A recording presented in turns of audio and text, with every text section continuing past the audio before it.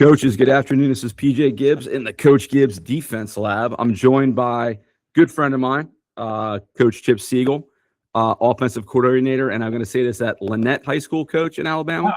I'm retired from Lynette, but a lot of the stuff online still says Lynette because that's Okay. forever. You know, the internet's forever. That's true. That's true. You know, I had the stroke 2 years ago, and I went ahead. I was the head coach at the time. Okay. And I retired, and I sat out a year, and now I'm the volunteer O-line coach at the Heritage School in Noonan. Okay. And, all right. So Heritage School. Great gig. All I do is coach offensive line, PJ. It is unbelievable. I will love it. I'm sure Coach Tatum, he's going to love this episode, and then when he comes on, he'll talk about it too as well. But Coach, I appreciate you taking the time. I know we tried to do this yesterday. I had some key issues getting into my office here, so I appreciate us checking Audible in and being able to do that. But we're football coaches; that's what we do. So, yep. I guess for coaches that are going to watch this that don't know your background and kind of where you started and how you ended up being the offensive line coach you currently are now, just kind of give us a background about yourself. Well, there's not enough bandwidth to tell you the whole story, but there is. I started coaching back in the mid '80s when I got through practicing football at Troy State, and that's what it was called back then. And I coached all over Alabama for about 37 and a half years, really, mostly in Southeast Alabama, the last 14 in East Alabama, right? I live in Georgia now, but it was just 23 miles from the school, from Lynette, and spent a little time in North Alabama, about 3 years up there, where right across the river from where Brent Dearman is at UNA. I was at Muscle Shoals, went up there as the DC back in '93, and came back to South Alabama. And a few years after coming back, up to that point, everything had been option-based that I did, but I'd also coached on the defensive side of the ball.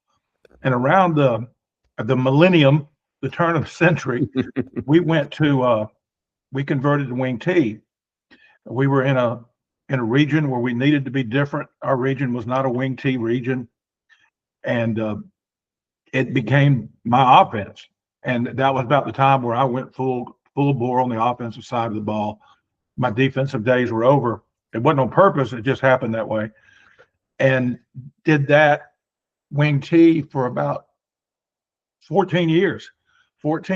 And in 2014, we noticed we had a really good year in 13, went to the fourth round, under center wing T, hybrid stuff, basic wing T plays, but we always were in double wing, tight end wing and a tight slot. Ran a lot of jet, a lot of rocket, buck, belly down, all the counters that go with it. And we noticed the kids were changing at the school. And when I say that, I don't mean they were changing their attitude. It was the type of kid. We knew we had a good quarterback coming up who ended up starting for us 3 years and set all kind of passing records. So we started evolving, and I started looking at things and found guys that were doing some gun T kind of stuff, as Kenny calls it.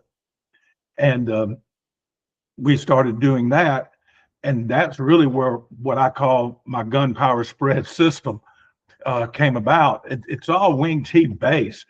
Now, if you looked at it now without any in between, without any nuance, you would say there's nothing wing T about it. You may spot something here or there and say I dabble in it, but if you were there when we were doing it, you would see it's kind of like music. If you compared, Bill Haley and the Comets in 1955 to Foo Fighters in 2026, you would go, well, they're nothing alike. But if you lived through the rock and roll transition, you would see the similarities, hear the similarities. Yep. And so that's why I kind of compare it to. And if nothing else, even with the spread stuff that has come into it, the mindset is wing T. The attitude is putting players in conflict, reading the better players, kicking the better players. It's very much a wing T mindset. And in 14, when I first learned about RPOs, I just said, oh, well, this is a wing T kind of thing. Because wing T is all about putting guys in conflict, finding that guy that's got two responsibilities. Because for years, we ran that belly roll pass where we'd fake belly and roll out, and we'd have somebody in the flat. Well, the quarterback had the option. He either threw it to the flat if the kid came up, or he would keep it and run it, kind of like a waggle, but we did it off belly. And the cool thing about that, me being an old option guy, is when you put the ball on the ground in that kind of option, it's an incomplete pass. You put the ball on the ground in the triple option, which was what I was weaned on, you could have a scoop and score going the other way. Mm-hmm. And so that mindset, the RPO mindset, all that just fit right in my opinion. And going back to the kids, we also noticed we didn't have tight end type kids, because what we had done, we didn't do the true Delaware where, the wing back was also the halfback, the right wing back was the right halfback, left wing back was left halfback. We flipped them because I wanted my best blocking wing back blocking on buck and blocking on down. So really, I needed two tight ends to run what we'd been running. Well, we ran out. The whole time we went through that run, we went through about a 8-9 year run where we won 7 region championships, 2 state championships. We had two kids maybe that could play tight end and wing. Well, the problem was they were starting inside linebackers every year. There wasn't the 2 same kids, it was over a period of time. So we just decided to split the tight end out and go to 3 wide receiver. And it evolved slowly. The first year we did it, we just flexed him about 4 yards, took our most physical wide receiver and flexed him. But then by 16, we were 3 wide, with an H that was movable. And then I'd already gotten into the world of using a sniffer, because we did that back in the 80s and early 90s with our eye. We just called it offset, called it frog and flea, fullback right, fullback left. Well, so it was easy. So when we went to gun, I said, well, I don't have to leave him out there. I can still run my power. And so we would move him around. The H is a hybrid. That's why it's called an H. He's half fullback, half tight end. If he's real athletic, you put him out a little wider and use him like a wide receiver. We didn't have that issue. We didn't have him that athletic, and we were in power, counter, buck, jet, and all the plays off of it. Of course, jet's its own offense. Mm-hmm. And, I love jet so much, I wrote a book about it. So, and that's where I arrived, of all those stops, that's how I arrived at where I am. And I think everything I did, PJ, everything I did, whether it was split back veer, whether it was I formation, traditional, just, power lead, toss sweep, we always were going to run option back then.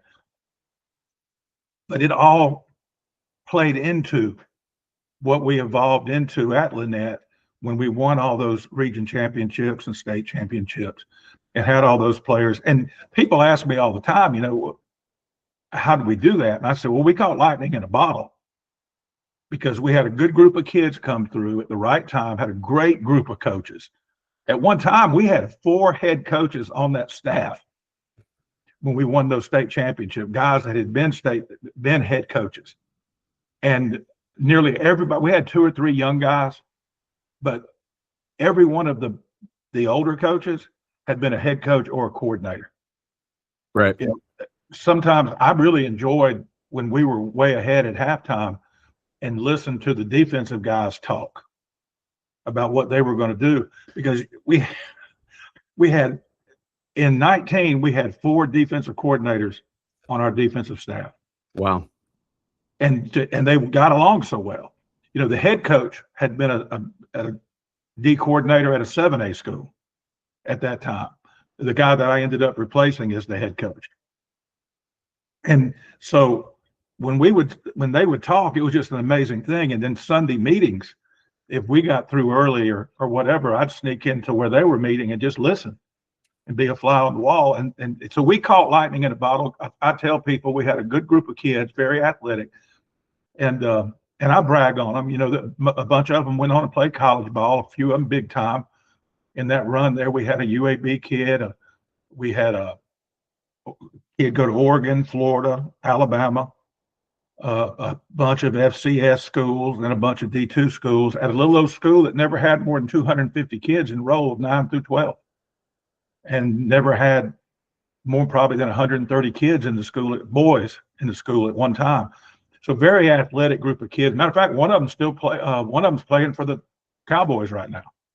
And so, I'm not going to sit here and take the credit that it was a coaching issue, but I'm sure we played a role in it. But those were good youngins, and they were athletic as all get out. And it was just the perfect, of everything coming together with those coaches and with those kids cycling through there. But that town's always had good athletes going back to when they started football in the 20s. And it's just a little mill town there on the side of the Chattahoochee River, right there where Alabama and Georgia meet. Right about where Lynette is where the Chattahoochee becomes the border between Alabama and Georgia. Okay.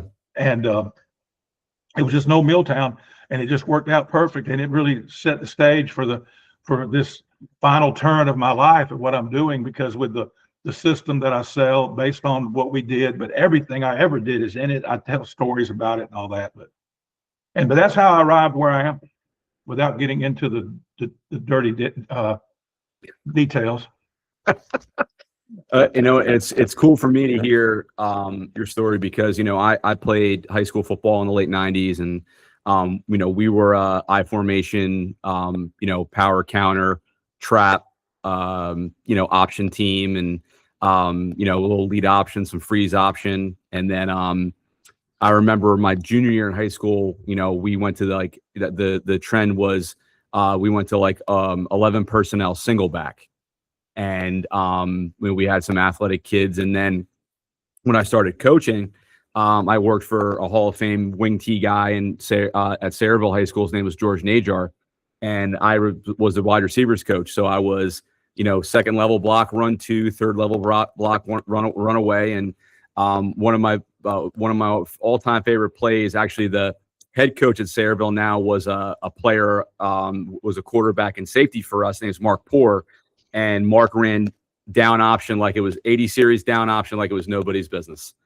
And that was always my favorite play from other than the 20 series. I'm a big 20 series guy with the jet sweep. And but I remember 988 down was one of every time coach called that, I was like, man, we're going to get a big play out of this thing, man. So that's good stuff, coach. I guess what do you see now today, like in 26? I know you kind of hit on it a little bit, but at a high school level and even a college level to a certain extent, like what are some things that you see marrying from when you kind of started putting your stuff together in the 80s and 90s?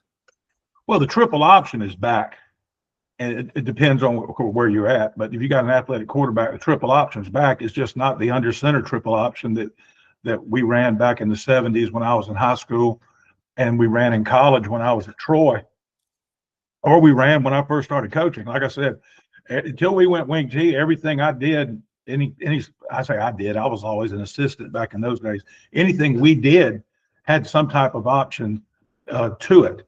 You talked about freeze option. We put that in back in the just by watching Syracuse play on TV, because back then we didn't have clinics down in the country in South Alabama, and we couldn't afford to go to one if there'd been one nearby. My first clinic, I'd been coaching 8 years before I went to a clinic. I went to a Nike Coach of the Year clinic in Birmingham in the early 90s, and I've been coaching since 84. So we did. And I was finally at Muscle Shoals, and they had a little money to spend on coaches, and they paid for us to go. I got to meet Coach Spurrier there, but I put in the freeze option at that little school I was at. I ran the offensive line and the defense, and I told the head coach about it. I said, this is a really cool play. I said, we run split back veer and run triple, and then our changeup was the I. We could be in and out of them, but we didn't run the triple out of I because the mesh was different. Mm-hmm. Because they're kind of behind the guards on the split back and behind the quarterback and center on the I. And so we weren't being lazy, but it was a small school, kids going both ways. We didn't have the time to rep a whole different mesh. So we didn't do it. And so all we pretty much would run out of the I option wise was fake it and just run a double option or run speed option. So I brought this to him. I remember I videoed him an old cheap VCR and took it to him. He wasn't but a year or two older than me. And I said, what do you think of this? I said, this would be a great option for us. And And then we had a guy on our schedule that always ran fullback trap. So we took his fullback trap, and I learned how to run it from him. And we just started doing the fullback trap out of the midline look, the dive, straight ahead dive, and then put it. But we didn't run the trap option thing where you get out there like McPherson did. It was either predetermined and all that stuff.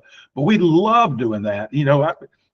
I miss that. Don't get me wrong. I enjoy what I do, my system. I love all that, the stuff that we do now. But I do miss Tom Osborne's Nebraska style of football that we ran so much. And I don't think we did it because of Nebraska. Obviously, we're in the country in South Alabama, but the head coach had been an option coach and option quarterback in the 70s, and I'd always been around it, so we always did it. And everywhere we went, Now, I'll tell you a funny story that I've never told on the air. I've never told this in a podcast. And now I'm 63 years old and I don't give a crap. I'm almost 64. I won't mention names. I won't go that far.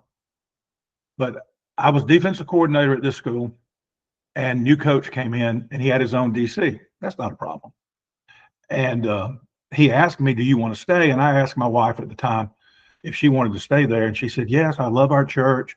I love our friends. She said, if you don't mind, let's stay. And I said, oh, it's not a problem. The school paid well and all that. And my son had just started school. We had 2 little girls that were preschool. No, we had one. The other one wasn't born until later. And so I went down to coach the middle school. Not like that was a demotion, because I wanted to stay there too. And we had some dudes. Now, one of our running backs ended up being Mr. Football his senior year, 5 years later after I'd left. And we were really, really good. And we were running a version of the high school offense, but it was more like what Nebraska ran, the way we did it. And at the middle school level, we run a lot of option and stuff like that. Had a good little quarterback. And one of the guys that stayed on the varsity staff and I were best friends, and we would clinic together and go places and do things. And he told me he did this. And I said, well, you just screwed me. Here's what he did. So they were debating. The varsity had a bad year, and we went undefeated, and we'd even beat we were 7th and 8th grade. We beat a mixed team of 8th and 9th graders from a smaller school that earlier in the year had beat our 9th grade team. Wow. And so, and like I said, we had some players, and the coaches that I was coaching with were young guys that wanted to be varsity coaches, and I'd already been a varsity coach for years. So we ran the middle school like a varsity program. Practice schedules, whole 9 yards. It wasn't like glorified youth league football. Mm-hmm. And like many middle school programs have been. And so they were debating where to go during the off season. I was thinking about to visit this college and visit that college. The head coach was talking. And my friend didn't mean to do it to me, but he screwed me. He goes, hell, he said, if you want to get better at what we're doing, go visit with Chip and the middle school staff. They're running our stuff a whole hell of a lot better than we are. And because I remember when he told me that, we were driving all night to Mobile from Northwest Alabama to a clinic. And I went like, well, dang, I better be looking. And down there is where I met a guy, ended up hiring me, bringing me back to South Alabama as an O-line coach, which was my first love anyway. And when I went and told the head coach that I was leaving, he said, well, that's good. He said, because you were never going to get what you wanted here with me. And that's, so it is what it is. But sometimes your friends can hurt you when they're bragging on you. So, yep, I agree. We were running that stuff, and then a few years later, we went wing T. Okay. So the question popped in my head. I think back to the Rose Bowl with Michigan and Alabama, and and I remember listening to Coach Saban afterwards, and how obviously today's offenses are whether you want to call them tempo, they hurry up to the line and they got 8 million signals, or they actually do like a hype bowl / Scott Frost, get on the ball and run it. Listening to Coach after the Rose Bowl talk about how it was difficult for their defense because of the huddle, because Michigan was huddling, every snap, and they weren't used to that. Do you find that, with your guys today, getting in the huddle and breaking and having the defense have to declare, but you guys know the play, the techniques, you're ready to snap the ball. Do you find that today where you're at? Well, that's funny because when I was getting ready for our conversation, I was making some notes, remember to say things. And the first thing I wrote down was series-based. My philosophy is series-based. Second thing I wrote down is control tempo. Control tempo. Tempo changes.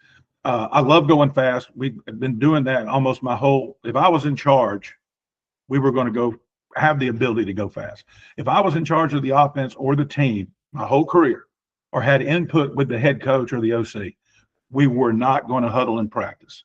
Whether we huddled on Friday night or not, we were not going to huddle in practice. And I had a coach one time say, well, Coach, don't you need to practice that? I said, do you really think we need to teach teenage boys how to stand around in a group? And I never did understand the military aspect of having that perfect huddle. They say, oh, that's discipline. That's discipline. I'm all about discipline. Mm-hmm. But let's do discipline that actually helps us win football games, and being in the perfect huddle ain't it. So we didn't practice huddling.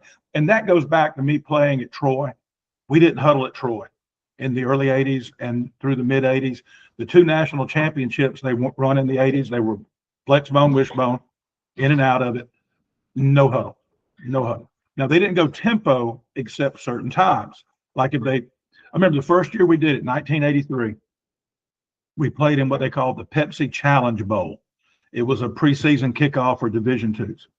And we played Tuskegee University. And the first game of the season, new staff brought in the wishbone, but they knew it was going to be wishbone because they knew the OC. But they didn't know about this. First time they tried to change personnel on defense, we made a call, lined up and ran fullback dive. And either you're going to catch them with too many men on the field, you're going to catch them out of position. Mm-hmm. So you can take the result of the play or and right then we had them, because now they had to stay in one personnel set and they had not practiced it all summer. And right then I was a believer. I was a total believer in it. So as it evolved and it became a thing, I love reading the articles and hearing the debates about who brought that to. And they want to give Sam White's credit for doing it in the mid to late 80s at Cincinnati. No. Troy was doing it in the early 80s, and the OC at Troy was doing it in the late 70s at the high school level with wishbone. No huddle, control tempo. Now, we went slow usually, but had the ability to make one-word calls and run plays. Bam, bam, bam. Like Troy was triple option left, Trojan was triple option right. And I still remember that. I don't remember all of them, and the way they did it, Troy, one syllable. Put your hand over your mouth. One of the linebackers coach's wife was a speech therapist, and she came in and taught us how to count syllables. Put our hands over our mouth. Troy, one syllable is to the left. TR, triple. Yep. And Trojan, two syllables, is to the right. And so those were some of the one-word calls. We were doing it in the early 80s. Coach Chan Gailey was the head coach. J. Jeffcoat, God rest his soul, was the offensive coordinator. Willie Slater, who won a black national championship, historically black college national championship at Tuskegee later, was the OC on the 3 national championship teams at UNA. He was the quarterback coach and later OC after I graduated. But that's a little background about why I'm that way. So now what we do, and even the school where I'm volunteering at, that coach is the same way. We're going to practice fast as crap, get as many reps in as we can, and then on Friday night, we're going to control tempo. And then I've had coaches ask me, well, Coach, how do you go slow in the game or go a normal pace if you don't practice it? I said, I'm in charge of the pace. I call in the play from the sideline, or the OC is.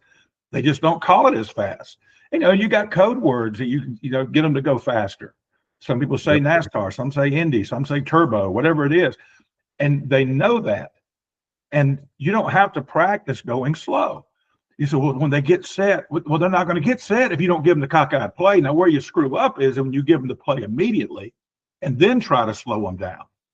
No. You just give them the play later, about halfway through the clock, and then do it. And we've done it both ways. And so much of that, Well, the last 15, 17 years, I've been at small schools where we had kids going both ways. Well, we're not stupid. We're not going to cut off our nose to spite our face, BJ, because those kids got to turn around and play defense. So, and sometimes the D coordinator would come up to me and say, Coach, I think that you can go. And that's the thing. If you're going to go up tempo, the DC's got to be on board. Right. You're a DC, good, you got to be on board with it. And you got to be okay. If you're a big play team, okay with you. You're probably going to give up some points. But if you're going to go fast, you can't do it if your DC doesn't want you to, if he is adamantly against it. And you got to, either get a new DC or change your philosophy. But we were always able to do it because we didn't do it all the time. And I tell people we pick our spots. Let me give you an example. And I learned this from a guy that was not even up tempo. But we would do a call that we'd pick a play. Let's say it's power right. We pick a play, we pick a formation, and we did this when we were under center back in the 90s. And I just kept it with me every place I've gone since. So let's say the play is power right. Well, and let's say we come up with a word. Let's just say the word's red. So Monday, Tuesday, and Wednesday, and even on Thursday in walkthrough, randomly we'd yell red in practice. Well, they knew red this week is power right from this formation. And we'd line up as fast as we could and run power right then. You're talking about third and short, catching people with their britches down, especially when you've been doing traditional, tempo, normal tempo the whole game. So all of a sudden, the first third and short, you're yelling red. You line up and run power right, and they're not lined up yet, and you get the first down. Well, you do that 3 or 4 times course of the game. Let's say you're in a tight ball game, fourth quarter comes up, it's third and short. Now you call blue. You line up real quick. You get set, and it's no play. Well, you've been sped up as a defensive player, and you're a defensive coach. You've been sped up 3 or 4 times on third and short. What's a high school kid going to probably do when you do that? You're going to get your 5 yards, I can tell you that. And then I took that. The next step, in my opinion, was we started treating big plays like sudden change. We were going to shoot. We're going to go for the juggler. And what we would do, similar thing. Let's say we had a big play on jet right. So now the ball's on the right hash. We just had a 50-yard run. Defense is, there may be a little gas because they're chasing that guy. They're pissed. They may be fussing at each other. And we're going to line up right now as fast as we possibly can. And we're going to run something usually off jet or off that play we just had the big play on. I'll never forget one year we had a big play on jet. I can still see it. Some things, just remembered. Yep. And we're going from right to left, and we break a long one down the far sideline, and the ball's on the right hash. And as they're running down the field, the kids are busting butt, linemen, everybody, because we practice doing it. They're running because they know we're fixing to go bam, bam, bam. Because we just got that, you mentioned Heupel. Heupel's going to go fast after every first down. We didn't necessarily do that, but we would go fast after every big play. And you didn't have to call it. The kids knew it. They're running down the field. Well, my signaler is listening to me, and he's getting mad and raising hell. And I said, "What's wrong with you?" He said, "He's waving me off. He's waving me off." The quarterback was waving him off. Well, it was the younger brother of our first quarterback in that system. And this was his second year running it. So he'd been in it for 5 years, 2 years as a backup and as a wide receiver, DB, and backup quarterback. And now this is his second year running the system himself. And it was built around him and his brother about their skill set. So he's waving us off like that. And my signal guys getting pissed. And I said, "Let him go. See what he does." He called the same play we were going to call. Because we've done it so much in practice, we've done it so much, since, in Alabama, you can play 8th graders on Friday night. He's been a starting corner and in the wide receiver rotation in the system as an 8th grader, starting corner and starting wide receiver as a 9th grader in the system, and then 2 years as the quarterback. So all those reps in practice, he knew what we were about to run. He knew it, and I just looked at the signal caller and went, we broke a jet. So the next play he came back and he ran jet counter. and it went for a touchdown from about 15, 20 out. And but that's what I'm talking about. You know, that's the philosophy. Part of my philosophy is we're going to be series based, and that's my old wing T in me, I guess. Mm-hmm. But in reality, I think I was that way before I was wing T. I think Homer Smith, another God rest his soul OC, who was the OC at Alabama in the mid '80s. I remember he said one time, make as many plays as possible look alike for as long as possible. And that stuck in my head. And so we'd try to have 3 or 4 plays at least in a series.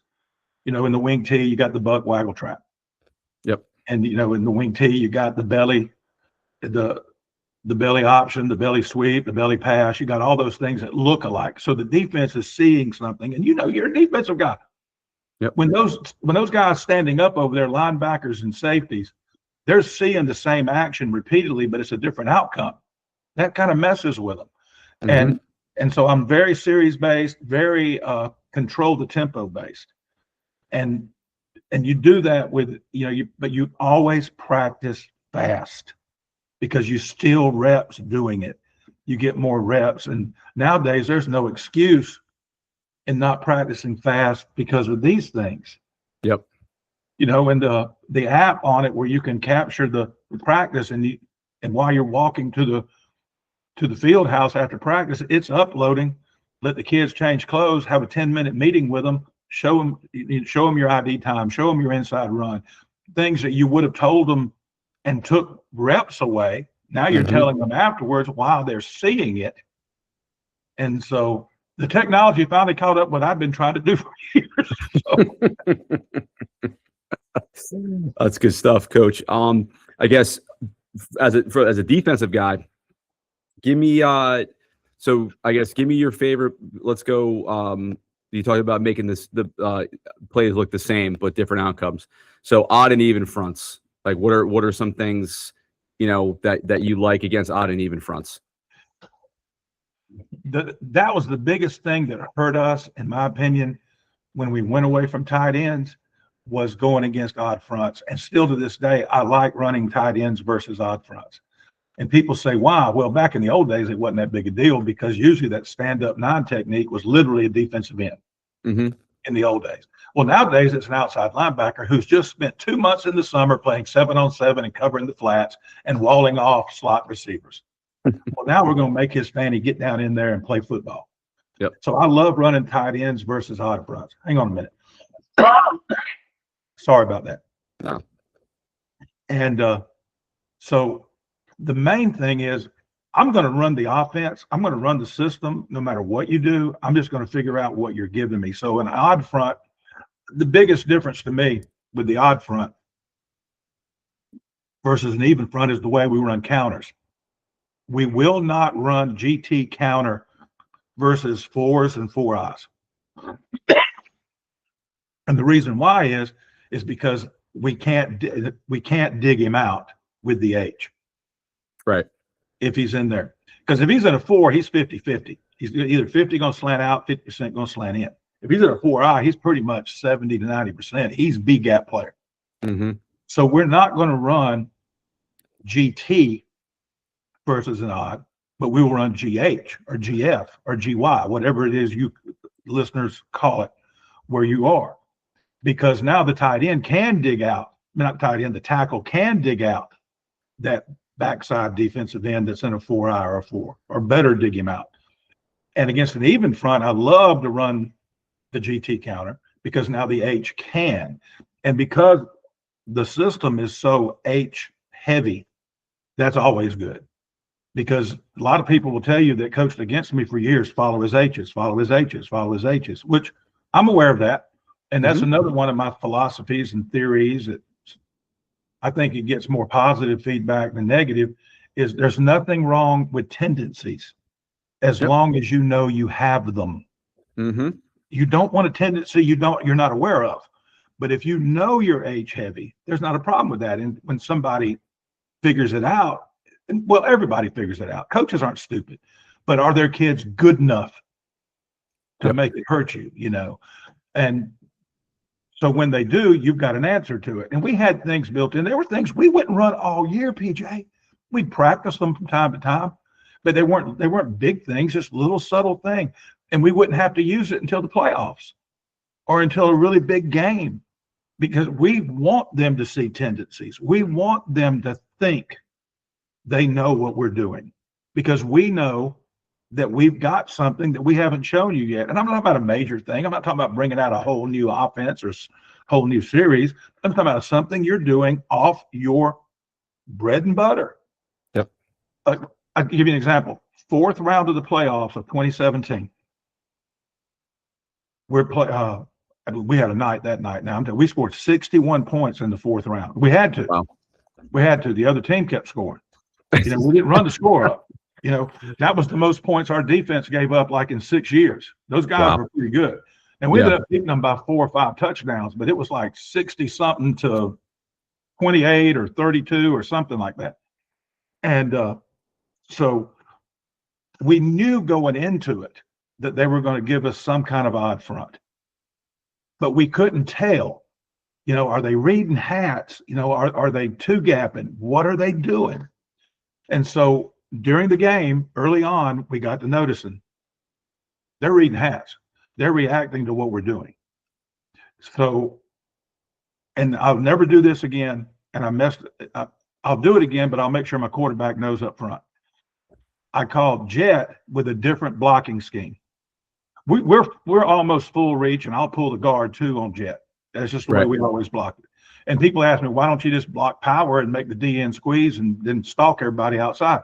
Because you can't trust a high school defensive end to do what he's coached to do. Mm-hmm. That's why. They're going to run their happy butt up the field, hit your jetter right dead in the mouth, because you can't trust them. Well, we got to watching them in the first quarter. They're squeezing. Every time we run a play away from them and that tackle stepping down, they're squeezing. So I called jet, and I called a blocking scheme away from the jet, because our blocking schemes were detached from our skill guys' calls. We could call it. My linemen only cared about who are they blocking, what scheme are they blocking. We blocking power, we blocking jet, we blocking counter, we blocking buck. What are we doing? And whatever's going on behind them, we don't care about that. We're good. Yep. So we called a play to the left for the line. Well, the quarterback, same kid that made his own call after the big play on the jet, smart kid, football smart kid. He looked over like I was crazy, like we were crazy. And I was like, run it like that. And he was going like, and he gave that emoji, hands up, whatever, coach, you're in charge. And we ran it. And sure enough, the receivers, they knew it was jet. They're going to stalk out there. The guy coming in motion, he gets the jet, and the entire inside's running the wrong way. So that's an example of something we had not done. Now, that head coach and I are still friends to this day, and we talk several times a year. He's down in the other part of the state now, but we swap emails and talk back and forth, and he's bought all of my resources. He tells people, he made a believer out of me back in 17. But he said, we never saw you do that. And I said, we never had to do it. We didn't have anybody that was coached as well as your front was coached to react like that. So, and that's an example. The Green Mile, John Coffey talking about those girls that were killed, said, boss, he used their love against them. He used their love against them. Well, I take things like that and use it for football. We're going to try to use the defense's love against them. We're going to use their coaching against them. So if you're coached, I love coaching against well-coached teams, because you can do things to them that you can't do to a team that just runs up the field. You got a good idea where they're going to be. If you do this, if I'm coaching against PJ Gibbs, I know if I give him this guy's going to do this because it's been drilled in his head. Yep. Now, not that I love it because I'm cocky or arrogant. I mean, we may get our butt beat, but it's fun to call plays against somebody like you, or you know what I'm saying? Somebody that those kids are going to be prepared. And that's when I'm going to bring the trick plays out of the bag, because I got a good idea how you're going to react to stuff. And you can't do that all the time in high school, not knocking anybody, because sometimes it's not their fault, because some kids, football is just something they do, it ain't their life, Correct. Yeah, that's good. And while you're talking, I was thinking back to two play calls. My couple years in the wing. We went sprint draw was a big one for us as a change up. And then we ran the quick pitch out of the 400 series, but then we come back and run the inside handoff counter. I forget the 437 maybe. I can't remember. So long since I used those numbers, I can't remember. Yeah. I remember I remember 121, 929. Yep. 182. Yep. 988. I remember those. But I don't remember all the others. Yeah. It was a 400 and 600 series. I can't remember the numbers of it. It's definitely 400, 600, the quick pitch, and then the counter inside handoff off it. I think that's all great stuff, Coach. I guess one last question for me is what's something that I guess, you've done this for a while. Like what's one thing that you could say that would be something for, like, obviously we all want to leave a legacy, with our players or a program that we're at, or what have you, but like what's something that when you're done, when you're finally done messing defenses up, what's one thing that you want to have people remember you? Well, what I'm doing now, my wife tells people when they say, what's the coach doing now that he's retired? And I am semi-retired. I'm still coaching, but I'm not full-time in it like I was before. I'm not teaching or anything like that in the classroom. They said, oh, she said, he ain't retired. Said he's coaching coaches now. And, we're all taught this when we're little. We were taught this down home. When you leave something, leave it better than you found it. Yep. When you borrow somebody's car, leave more gas in it than was in it when you got it. And when you, like, we vacation at the beach a lot, and we love the Airbnbs. We're going to leave that joker looking better than we found it. We don't care if they are paying somebody to clean it. We ain't going to leave it a mess. That's the way both of us were raised.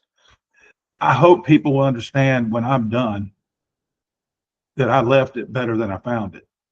And that's why I'm doing what I'm doing now with my podcast, with my YouTube channel, all the resources that I have that I give away, 64 of them, I think it is now, or maybe it's 68. And then the 4 that I charge for. I jokingly tell people all the time, and it's not a joke. It's funny, but it's not a joke. And they say, why do you charge for those? I said, because I put so much into it, but I need money to go to the beach on. And that's right. But I'm just trying to, I just talked yesterday to a young guy that's going into coaching. He got out of college and did something in the real world, as I call it. Yeah. And he called our head coach, the guy I volunteer for, and he said, hey, I'm going to start coaching at this community college up here. He said, can you give me anything? He said, well, I got a dude for you. He said, he'll be glad to talk to you. And I talked with that kid yesterday. I say kid, he's in his 20s, for 35 minutes. And he just said, well, and we didn't talk the least bit about X's and O's. Yep. And we talked about relationships. We talked about all, but that's what I want to do. That's what I want to do. And you said, nobody's going to remember me the way they were going to remember, the way they remember Leach, the way they're going to remember Mummy, the way they remember Bill Walsh, the way they remember Coach Yeomans. All these guys invented systems. Yep. The way people remember Joe Lee Dunn. Yep. The way people, they're not going to remember Chip that way because I haven't done anything. People, the kids will say, oh, Coach, you're so smart. I said, that's because I'm smart enough to steal from people smarter than me. I haven't done anything. Nothing I've done was original to Chip. Yep. But so what can I do? I can give back. I can do as much as I can. I volunteer as the offensive line coach. Why? Because I knew they needed an offensive line coach, and I needed to get my butt out of the house. Yep. And I sat out a year after the stroke, and then I decided I can do something, and I want to keep doing it. If something happens up here, if the coaches that are there now leave, and eventually everybody leaves, and you may see me coaching, helping the rec league team, and I'm doing some offensive line training now on Wednesday afternoons at 4:00 at the school where I'm volunteering. Some of the kids come from around the community and come in there, and it's fun. It's fun to me, but I'm hoping it's making a difference for the game, for coaches, for kids. And I know that sounds sappy, and everybody says that, but when you get to be my age and you realize this is what are you going to be remembered for? I don't know. But I know this, I'm doing everything I can to make it better. And I hope that when they hear my name in 50 years or 30 years, so the guys that I'm helping now will still be around, and they'll say like, yeah, man, that guy, he just wanted to help us be better. Yep. That's my thing. And Yep. that's why I'm doing what I'm doing. And you say, well, why don't you just give everything away? Because I need money to go to Cockeyed Beach. That's right.